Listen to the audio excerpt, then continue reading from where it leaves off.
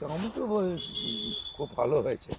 আজকে আমরা একটা টমেটো জমিতে এসেছি, দেখতে পাচ্ছেন সুন্দর রো করে টমেটো চাষ করা হয়েছে।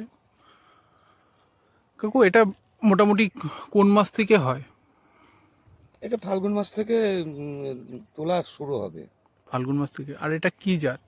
এটা হিমশেখর। হিমশেখর। আচ্ছা। ফসল? এটা 90 দিনের ফসল।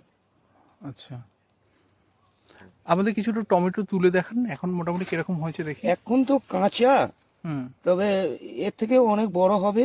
হুম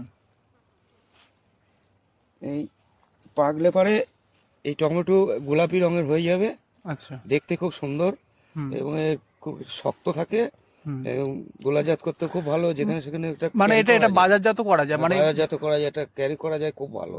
আচ্ছা। আর অন্যান্য টমেটো নরম হয়ে যায়, হুম তাতে খরিদ্দার ভালো একটা ধরে না। আচ্ছা আচ্ছা। এটা খরিদ্দারে খুব ভালো ধরে। আর এটা মোটামুটি এক বিঘাতে কতখানি হয়? সে প্রচুর ফলনের, তবে আচ্ছা কতটা হয় অতটা আমরা তো মেপে দেখিনি। এক বিঘিতে কতগুলো চারা বসে এটা আমরা বলতে পারবো না। আচ্ছা, মোটামুটি কতগুলো চারা বসে? যেমন আমার এইটা এই কাটা 2-3 কাটা হবে, এখানে চারা বসেছে 500টা চারা আছে। 500টা চারা? হ্যাঁ, আপনি চারা নিজেই তৈরি করেন? আমি নিজেই চারা তৈরি করি। আচ্ছা আচ্ছা বীজ কিনে নিয়ে আসি, আচ্ছা। হাইব্রিড। এই হাইব্রিড ছাড়া হবে না ও, আমার। এই টমেটোটা হাইব্রিডের হিমশেখর। আচ্ছা তোমার এইটা ওই পাকতে শুরু করবে ফাল্গুন থেকে চৈত, প্রায় বসে টেনে যাবে আচ্ছা। অনেক সময়।